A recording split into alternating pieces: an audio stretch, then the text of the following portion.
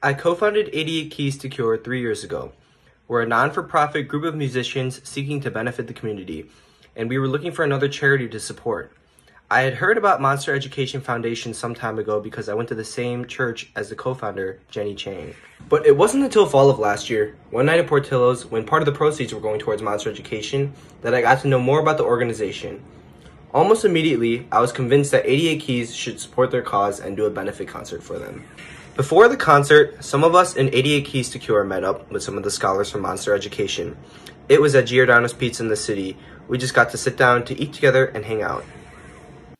My son Albert is part of 88 Keys, and he was part of the benefit concert.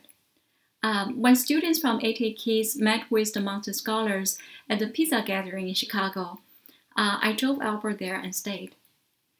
It was really moving to hear one speaker encourage the students to pursue their dream in spite of their hardships.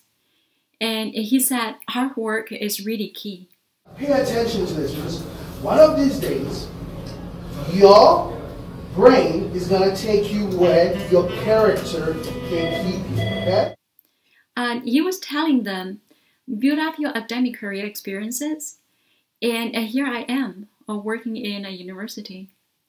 So I wanted to help, and I thought of my colleague, Dr. Aito, and I know he could help too.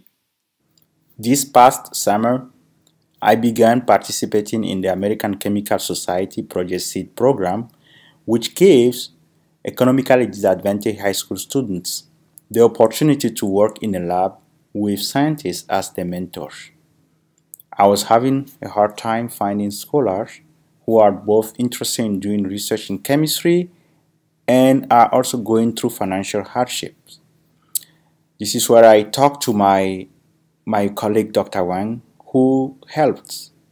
She told me about the Monster Education Foundations and said clearly that the kids who are involved or who are part of this foundation or this program might be qualified. When I heard about the internship opportunity, my interest in science was just sprouting my sophomore year. I thought this was a good way to see if science was the way to go for my future and if chemistry was really for me. The most important things I look for in my students and my mentees is the willingness to learn and explore the unknown frontier of the chemical sciences. Michaela has that, and I was very impressed. She quickly picked things up and became independent, working by herself in the lab. But if she doesn't get something, she will always ask questions. I was really excited about getting the internship, but I was kind of nervous because I came in knowing something, but still had a lot to learn. As the days went by last summer and I was there Monday through Friday, I connected more with the professor and the college students that were helping me. I was learning so much and became more confident with doing experiments on my own and analyzing data. I was proud of myself for excelling in something that I was interested in, and I learned that all it takes is just having that growth mindset. Another thing about Michaela is that she makes herself aware of the next step.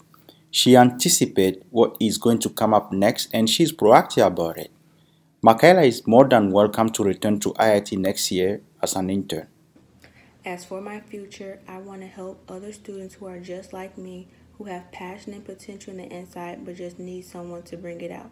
If I continue in science, I can use that and connect it to my other interests.